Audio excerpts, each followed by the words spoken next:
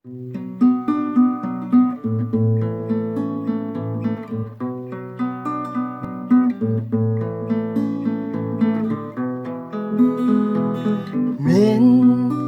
сәлемдеп едім, сен қалай деп жүрсің? Мен сен ойлап едім, сен нен ойлап жүрсің? Мен жақсы көріп ем, сен жалындырасың. Мен сағынып едім, сен сағын қуасың. Оның жүрегі мұз екен, көңілі көз екен, мың түрлі құбылған бір түрлі қыз екен. Қиялы жүз екен, мен оны дөз етем, бір түрлі болса да сүйкімді қыз екен.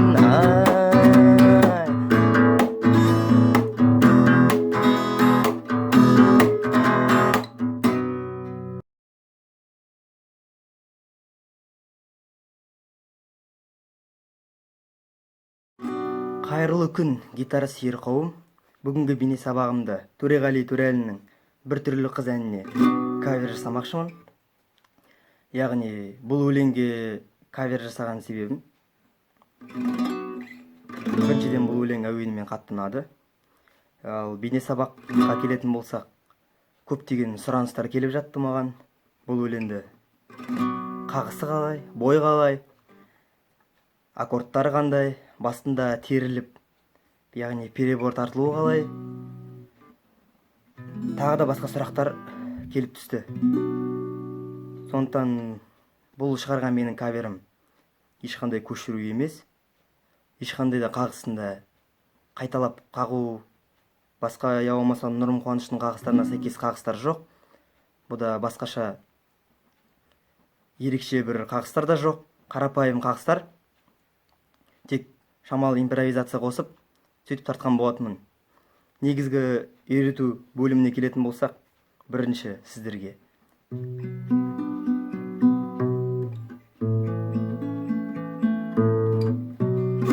перебор әсін көрсем, яғни басындағы теріліп тартылу. Ал екінші, ол әрине қағысы.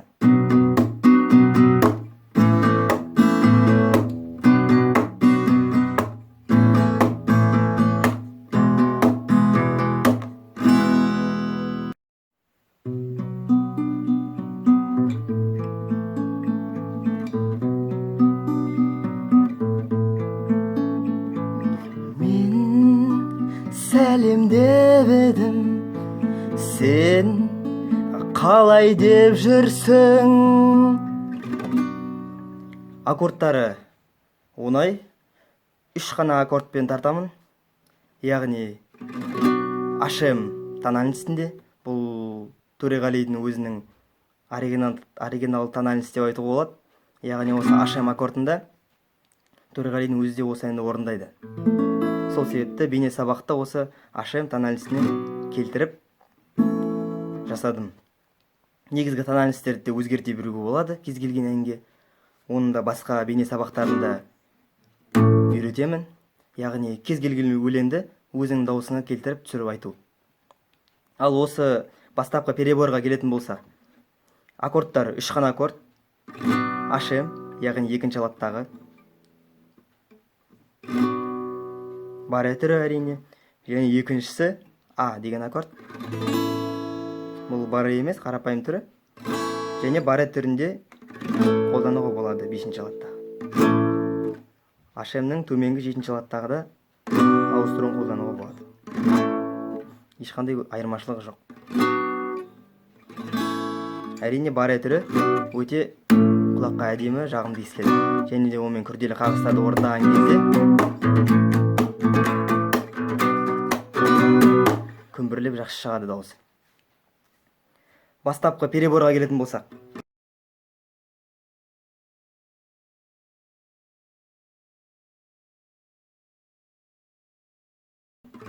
HM-ді ұстап тұрамыз.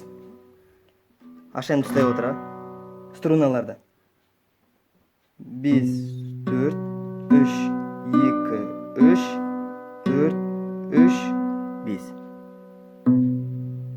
яғни астынан санағанда 1, 2, 3, 4, 5, 6 деп есепке алғанда 5, 4, 3, 2, 3, 4, 3, 5.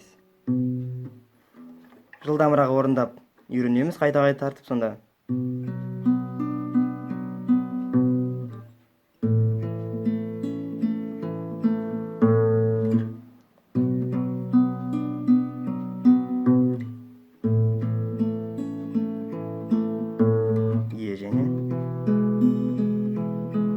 Сөйтіп, әрбір аккордқа, HM аккордына бір перебор, А деген аккордқа бір перебор. Сөйтіп, куплетті бастап кетеміз. Мен сәлемдеп едім, сен қалай деп жүрсің. Бұл жерде байқап отқаныңыздардай. Басында HM мен бір перебор кетті, А деген аккордпен бір перебор кетті, қайттан сол А деген аккордпен тағы бір перебор бастан аяғына дейін орындалып шықты. Сосын HM-ге қайтып келеміз. Сонда былай шығады. Мен сәлемдеп едім, сен қалай деп жүрсің. Мен сен ойлап едім, сен нен ойлап жүрсің. Ал енді қағысына келетін болсақ, куплетінде бір қағыспен, ал қайырмасында сол қағыстың сәл өзгертілген түрін тарттым. Екі қағыста көрсетіп кетем. Екінші куплетінде тағы да басқа бір қағысқа импровизация жасадым. Бірінші куплетінде қағыс, мынау HM деген аккорд, манағы 7-ші латтағы, басындағы 2-ші латтағы HM-ді ұстауға болады. Айырмашылық жоқ. Мен 7-ші латтағысымен көрсетейін. Және А деген 5-ші латтағы бар етірі. Осы екі аккордпен.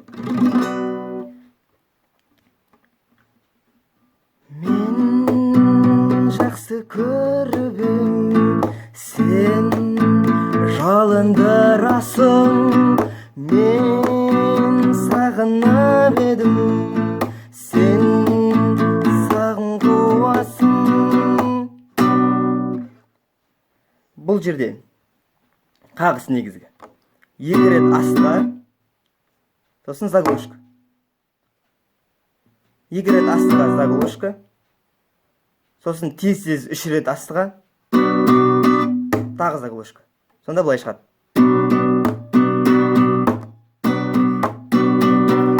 Яғни 2 рет астыға заглушка, 3 рет астыға заглушка.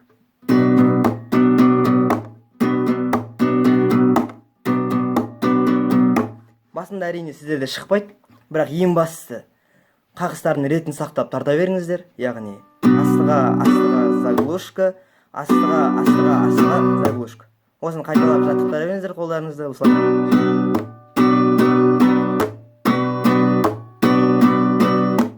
Сосын жайлап ритмді келтіре бастайсыздар. Осылай. Кейбір жерлеріне тоқтап қалып, кейбір жерлерінде тез тартады.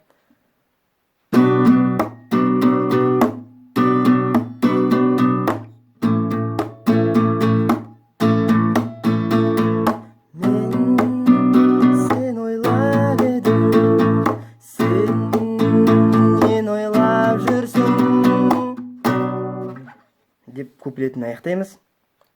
Қайырмасында осыған ұқсас. Қағыстардың саны өзгереді керісінше. Яғни 2 рет астыға заглушка, астыға үстіге астыға, тағы да астыға, сосын заглушка. Яғни куплетінен айырмашылығы бар сәл ғана. Сол себепті 2 рет астыға заглушка, астыға үстіге астыға заглушка.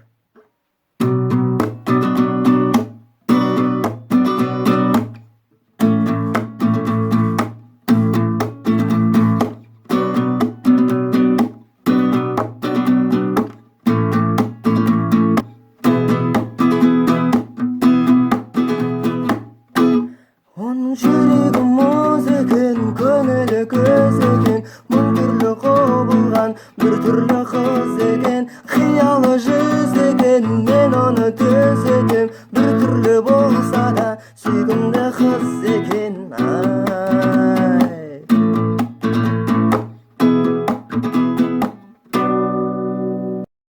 Екінші куплетінде қағысында импровизация қостым.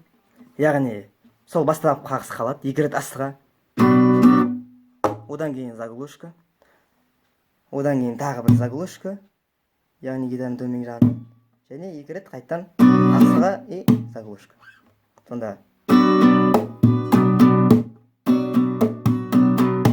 Сонда 2 рет астыға, 2 рет ұрып заглушка, және 2 рет астыға заглушка.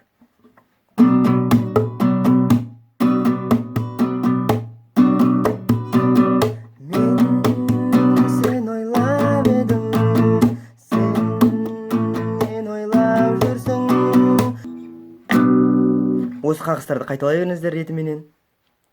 Содан сіздерде дәл осылай ойнау түрі шығады. Сәттілік.